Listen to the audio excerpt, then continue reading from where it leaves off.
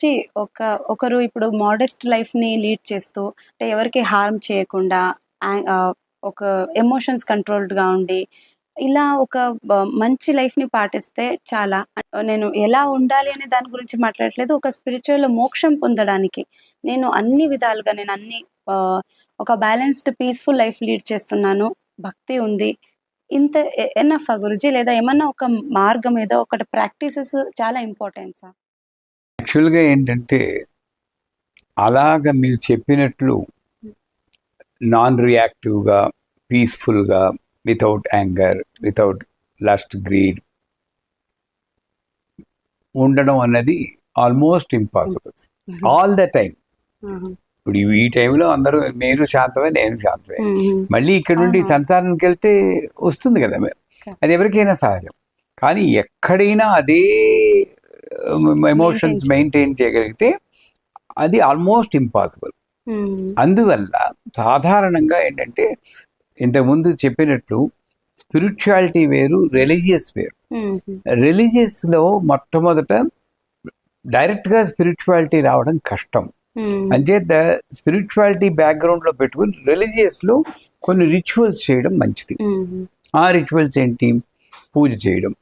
ఆ పూజలో మళ్ళీ మొనాటనస్గా చేయకుండా కొంచెం భావనాపరంగా ఒక గురువుని పట్టుకుని దేవుడు అగరత్తి ఎలా చూపించాలి, ఇలా తిప్పకుండా దీపం, ఈ పువ్వు పెట్టినప్పుడు ఎలా పెట్టాలి, ఎంత, ఇవన్నీ అనుకుంటూ ఆ పూజ రిచువల్ చేస్తుంటే అది ఎవరినో ఉద్ధరించడానికి కాదు, మనకి మనమే హెల్ప్ చేసుకున్నట్టు. Training our self to be in the peaceful state, అదొకటి. అలాగే మంత్ర జపం, ఆ జపం చేస్తుంటే మైండ్ ఫోకస్ పెరుగుతుంది. ఈ రిచువల్స్ అన్నీ కూడా ఇన్నర్లో ట్రాన్స్ఫర్మేషన్ కోసం యూజ్ చేస్తూ కొన్ని రిచువల్ చేసుకుంటూ ఉంటే ముందు స్పిరిచువాలిటీ ఇంత ఉంటుంది, రిచువల్ ఇంత ఉంటుంది. తర్వాత వెళ్ళగా ఇది ఇలా అవుతుంది. ఒక స్టేజ్లో ఏదో జస్ట్ ఇది spiritual. So being spiritual is more important rather than being religious.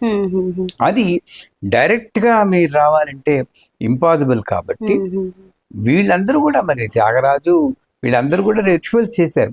వాళ్ళ రిచువల్ ఏంటి? అభంగులు పాడడం. కవిలు అంటే మరి పాటలు పాడుకుంటున్నారు, అది మరి రిచువలే. ఉచ్చినే కూర్చుని నేను స్పిరిచువల్ అయిపోయాను ఎవరు చెప్పలేదు. మీరాబాయి పూజ చేసింది.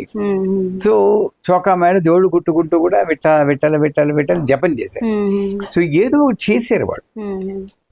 నా దృష్టిలో ఏంటంటే, ఇనీషియల్ గా స్పిరిచువల్ రిలీజియస్ గా ఉంటూ ఆ రిలీజియన్ ని కూడా నేనేదో మొనాటనస్ గా ఎవరినో ప్రీచ్ చేయడానికి యూజ్ చేయకుండా నన్ను నేను మార్చుకోవడానికి అర్థం చేసుకుంటూ లోపల స్పిరిచువాలిటీని డెవలప్ చేసుకుంటే at one point you will enjoy both. Complete divine experience. Both are necessary. Okay.